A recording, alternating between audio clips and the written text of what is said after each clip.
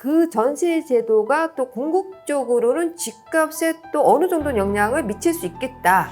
이런 생각이 좀 들더라고요. 그럼요. 네. 그럼 어떠한 영향을 미칠 수 있을까요? 이게 네. 엄청나게 큰 영향을 미쳐요. 와, 전세가요? 전세 네, 때문에. 네. 왜냐면 전세 때문에 투자가 많은 거예요. 그렇죠. 네. 네. 그리고 전세 때문에 누가 투자를 하냐면, 이런 말씀 드리면 그분들이 기분 나빠하실 수도 있겠지만, 돈 없는 분들이 집을 사요. 전세금을 하려고 하는군요. 네. 그러니까 예를 들어서 미국에서 하우스를 살려면 네. 그러면 소득 기반이 네. 돼야죠. 네. 그 다음에 그거를 또 임대하려면 사실 자기 자산이 좀 많아야죠. 이런 것들 다 검토하잖아요. 네. 근데 저희는 집을 사기가 되게 쉬워요. 전세를 끼고 사면 되거든. 네. 네. 그래서 개인들이 유난히 부동산 투자를 많이 하는 나라이기도 합니다. 전세 제도로 인해서. 그러니까 미국이나 뭐 캐나다, 북미에는 이렇게 법인이라든지 아니면 기업들이 부동산 투자를 하잖아요. 왜냐면 자본이 필요하니까. 네. 근데 우리나라는 무자본 투자가 가능해요.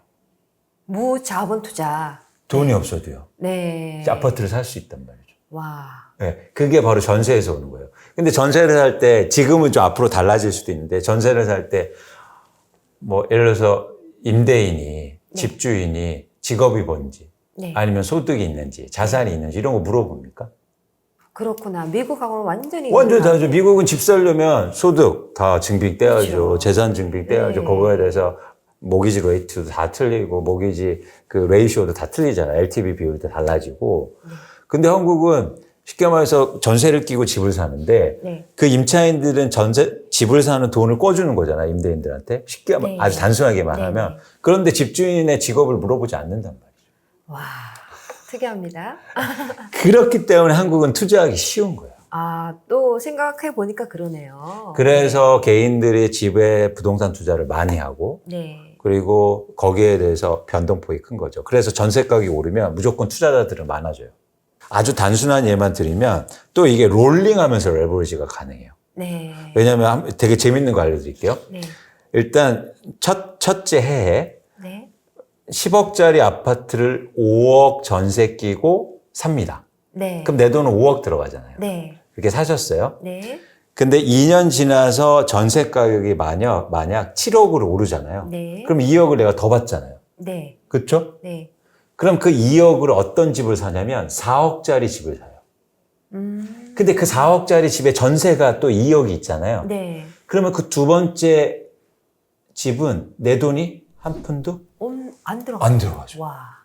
그래서 우리나라에서 아파트를 막 수십 채 갖고 있는 사람들이 있는 이유예요. 네. 내 돈 한 푼도 안 들이고 두 번째 집을 살 수 있어요. 제가 중요한 팁을 알려드렸습니다. 네. 아주 재밌는 팁인데요. 그렇죠, 네, 그렇죠. 네. 이거는 이제 잘 모르시는 분도 계세요. 근데 그렇게 네. 해서 막 개인들이 아파트를 막 10채, 20채씩 사는 거예요. 그게 가능하군요. 그런데 반대로 네. 만약에 전세 가격이 떨어지면 어떻게 됩니까? 그럼 많이 골치 아프겠네요. 완전히. 그래서 지금 난리 난 거죠. 네. 역전세라고 하는 문제가. 그래서 위로는 오를 때는 좋은데 떨어지면 충격적인 결과들이 일어날 수 있다. 그 충격이 꽤나 클 수도 있겠네요. 그럴 수 있겠죠. 네. 클 가능성이 높다고 저는 보고 네, 있는 네, 겁니다. 네. 그래서 어쨌든 전세라는 제도 때문에 한국은 개인이 집을 투자 목적으로 보유한 비율도 높고 네. 신용이 없어도 가능하니까. 네. 그 다음에 그걸 이용해서 일종의 무자본 갭 투자. 무자본 갭 투자. 네, 내 돈 한 푼도 안 들이고 집을 갖고 있는 경우도 가능하다. 네. 전세 때문입니다. 그러면은 대표님께서 보시기에 이런 갭 투자와 그리고 미국의 현금 흐름에 등점을 두는 투자를 장단점을 비교한다면 어떻게 장단점을 비교해 볼 수 있을까요?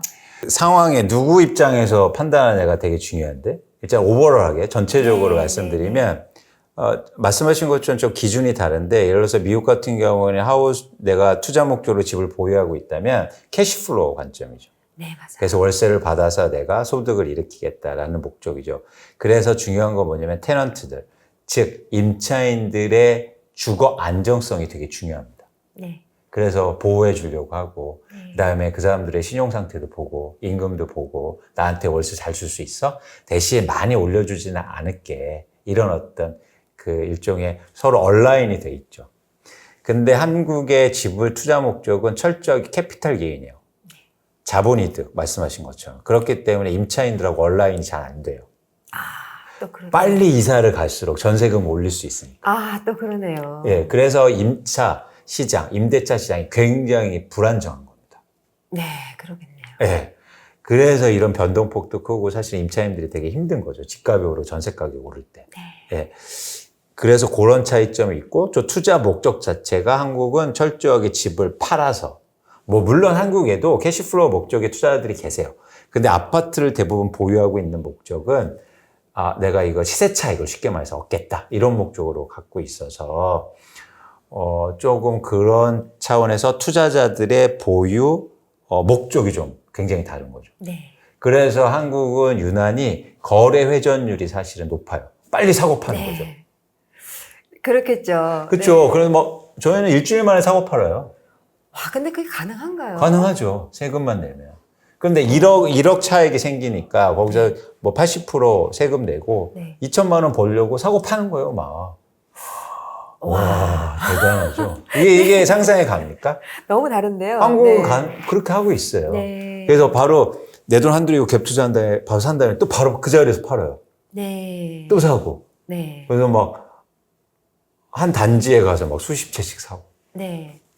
그리고 또 하나 또 다른 점은 미국이나 북미는 그 대상 자산 물건이 굉장히 다양하잖아요. 그렇죠. 다르죠. 그렇죠. 한국은 근데 똑같아요.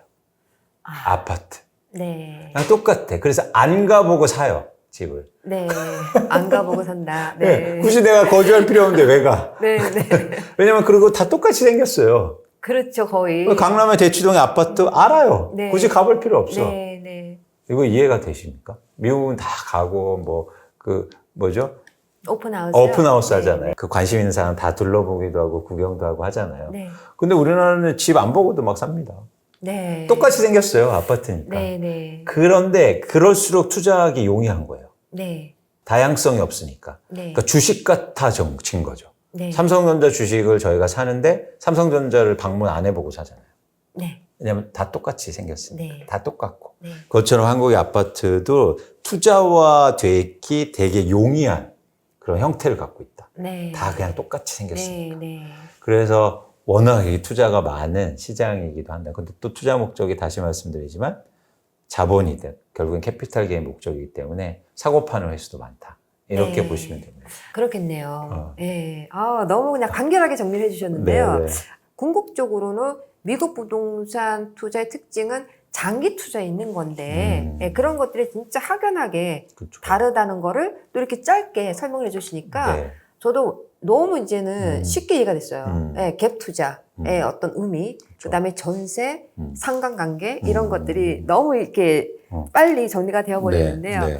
그래서 간단하게 표현하자면 고정금리와 변동금리에 대한 그 차이점에서 올 수 있는 장단점에 대해서 간략하게 얘기해 주시겠어요?